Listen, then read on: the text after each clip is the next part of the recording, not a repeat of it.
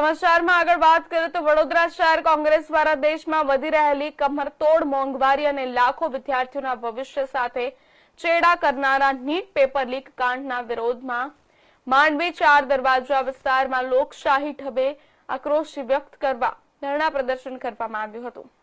દેશમાં વધતી જતી મોંઘવારી અને નીટ પરીક્ષાના પેપર લીક થવા મુદ્દે વડોદરા શહેર કોંગ્રેસ દ્વારા માંડવી દરવાજા ખાતે ભારે વિરોધ પ્રદર્શન કરવામાં આવ્યું હતું। વડોદરા શહેર કોંગ્રેસ પ્રમુખ ઋત્વિજ જોશીની આગેવાનીમાં મોટી સંખ્યામાં કોંગ્રેસના કાર્યકર્તાઓએ હાથમાં પ્લેકાર્ડ લઈ નારેબાજી કરી હતી। દેશમાં વધી રહેલ મોંઘવારીને લઈ ગરીબ અને મધ્યમ વર્ગના પીસાઈ રહ્યો છે, જ્યારે નીટની પરીક્ષાનો પેપર લીક થવાને કારણે લાખો વિદ્યાર્થીઓના ભવિષ્ય અંધકારમાં ધકેલાયું છે અને નીટ જેવી મહત્વની પરીક્ષાઓમાં પેપર લીક થવાથી સમગ્ર શિક્ષણ વ્યવસ્થા પર પ્રશ્નાર્થ ચિહ્ન મુકાયું છે। ત્યારે વડોદરા કોંગ્રેસ દ્વારા સમગ્ર મામલે વિરોધ પ્રદર્શન કરવામાં આવ્યું હતું, જ્યારે વડોદરા પોલીસ દ્વારા વડોદરા શહેર કોંગ્રેસ ઋત્વિજ જોશી સહિત કોંગ્રેસના અગ્રણીઓ અને કાર્યકર્તાઓની અટકાયત કરવામાં આવી હતી।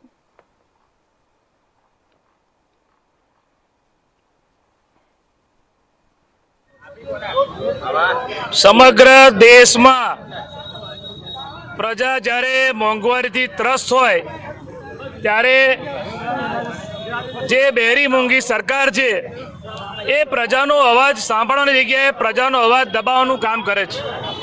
આજે જીવન જરૂરિયાતની કોઈ ચીજ વસ્તુ બાકી નથી જેના ભાવ વધારા ના થયા હોય। Petrol, diesel, CNG, LPG gas, રાંધણ ગેસ, જે વડોદરા શહેરની વાત કરીએ તો ગેસ જે પાઇપલાઇન છે એમાં પણ આ લોકોએ વધારાનો બોજો ઝીક્યો છે। દૂધના ભાવ વધારા, ત્યારે તમામ રીતે પ્રજાને આવક ઓછીને ખર્ચો વધારે, પેલું કહેવાય ને કે આમદની અઠ્ઠાની ખર્ચા રૂપિયા, એવી હાલત આ દેશમાં અને ગુજરાતમાં થઈ છે। ત્યારે જે સરકારે લાજવું જોઈએ એની જગ્યાએ ગાજી રહી છે અને ભાવ ઘટાડાની રાહત આપવાની જગ્યાએ તમે જોયું હશે કે જ્યારે ઇલેક્શન હતું, ચૂંટણી હતી, ત્યારે ભાવ ના વધાર્યા, જે ચૂંટણી પતી ગઈ, સત્તામાં આવી ગયા એટલે ભાવ વધારો કર્યો। જે નીટની પરીક્ષાના પેપર લીક થયા, આજે ભારત દેશમાં 24 લાખ જેટલા વિદ્યાર્થીઓના ભવિષ્ય અંધકારમય બનાયા અને પેપર લીક મુદ્દા પર જે શિક્ષણ મંત્રી છે એ રાજીનામાની વાત તો દૂર, પણ લોકો સ્વીકારવા પણ તૈયાર નથી। મારા દેશના નેતા રાહુલ ગાંધી આખા દેશમાં આ મુહિમ ઉપાડી છે। તમે જુઓ કે યુવાનો પણ જે રીતે દિલ્હીમાં બધા ભેગા થવાના છે જંતર મંતર પર આખા દેશમાં, કારણ કે દર વર્ષે પેપર લીક થાય। ગુજરાત હોય કે દેશના અલગ રાજ્યો હોય, દર વખતે લીક થાય। ત્યારે જે લોકો રાત દિવસ મહેનત કરે, જેમના મા બાપ પેટે પાટા બાંધીને વિદ્યાર્થીઓ માટે ફી ભરતા હોય, ખર્ચો કરતા હોય, જ્યારે પરીક્ષા થાય ત્યારે ખબર પડે કે પેપર લીક થઈ ગયું।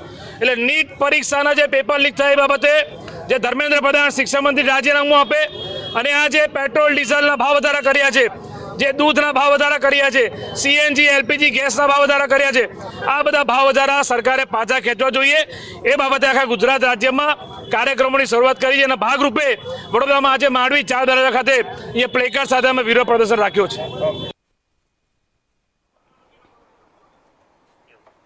પવિત્ર પુરુષોત્તમ